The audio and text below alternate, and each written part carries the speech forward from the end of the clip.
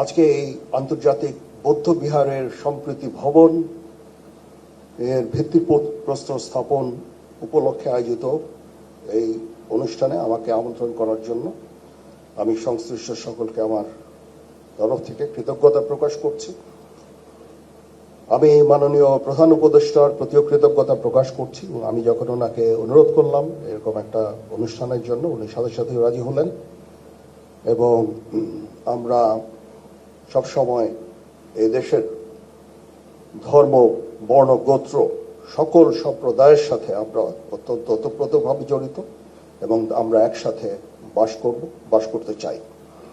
আমি মাননীয় প্রধান উপদেষ্টাকে আবার ধন্যবাদ জানাচ্ছি। ওনার অনেক কর্মব্যস্ততার মাঝেও উনি রাজি হয়েছেন এখানে এসে এবং উনি আমাকে অনুপ্রাণিত করেছেন এই কাজের জন্য। এই জন্য ওনার প্রতি আমি কৃতজ্ঞতা জ্ঞাপন করছি এবং আমরা ইনশাআল্লাহ সবাই মিলে এই দেশ জাতিকে একটা শান্তির জায়গায় নিয়ে যেতে চাই।